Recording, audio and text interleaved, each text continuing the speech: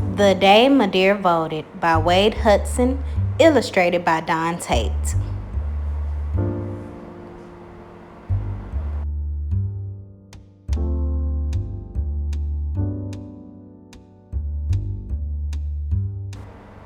Today was the day our mother had been looking forward to. She was wearing one of her best dresses, even though it was Tuesday.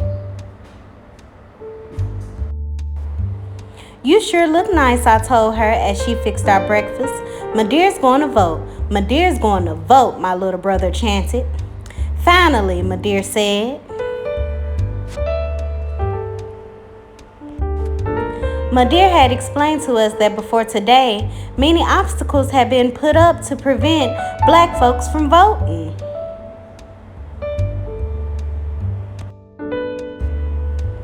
There were even poll taxes and reading tests. There were even tests where people had to correctly guess the number of jelly beans in a jar.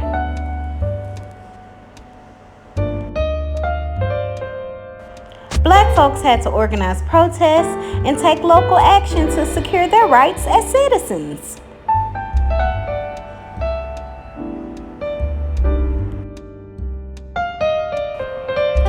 No more sitting in the back of the bus. No more segregated hotels, restaurants, and water fountains. And no more stopping us from voting.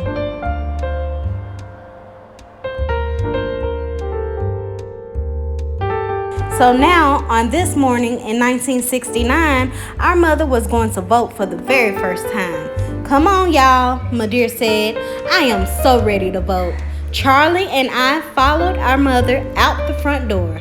We were just as excited as she was.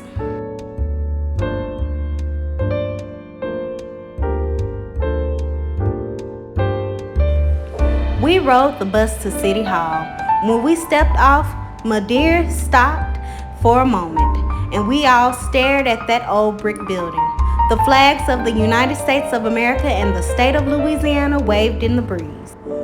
We had seen them many times before, but now that we'd have a say in our elections, they held a greater importance. "Hurry up," Madear said as she led us up the steps. Charlie and I broke into a trot, trying to keep up.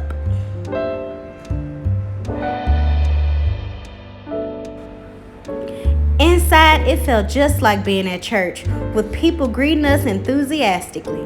"Good morning, Miss Clara. Beautiful day, isn't it?" Mr. Taylor said. "Absolutely beautiful," Madear replied. "Happy to be here." "Thought this day would never come," Mrs. Yarbrough said.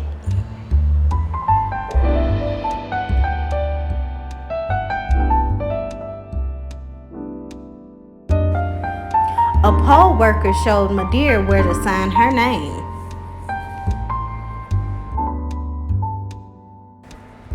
Then we stood on the side and watched while our mother waited in line to go into the voting booth. Some folks cast mean looks her way. We could tell she was feeling nervous when she began to fuss with her purse. The past was not easy to forget.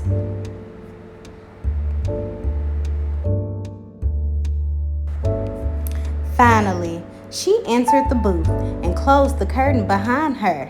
Moments later, Madear exited with the biggest, brightest smile on her face.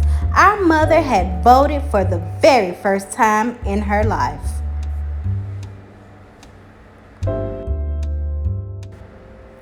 Friends serenaded her with a chorus of amens. "Amen, amen, amen."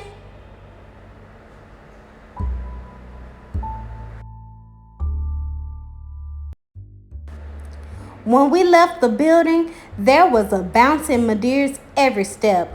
The sun seemed to take notice and shine its rays to spotlight her. She looked as if she could fly.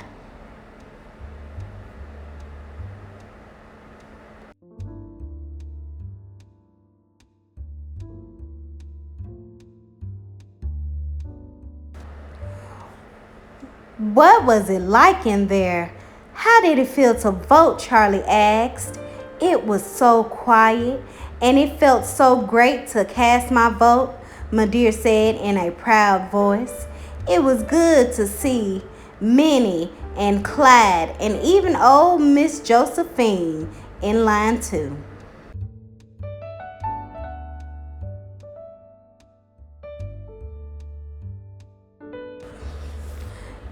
On the bus ride home, Madear told us today was a turning point.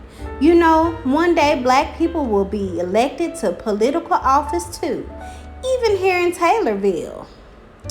Really, Charlie asked. You think so? I do, she said, and we wondered about that. Could we now imagine a different future?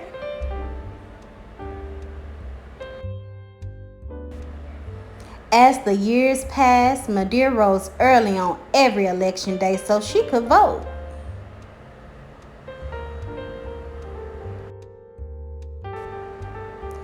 On November 4th, 2008, Charlie and I drove her to the polls. Again, the air was full of excitement, and folks smiled at each other, shook hands, and embraced. I never thought it would happen, one man said. Never in a million years. Madear just smiled. Later that evening, we held our breath when the newscaster announced, "We have a projection. Barack Hussein Obama will be the next president of the United States, becoming the first African American person to hold the highest office in the country." Our mother's living room erupted in joy. This is the change that all the struggles were for, Madear said. We did it. Charlie and I gave her a hug. We were there the first day our mother walked into a voting booth, pushed the past behind her, and allowed us to imagine a different future. The end. Now here's a note from our author.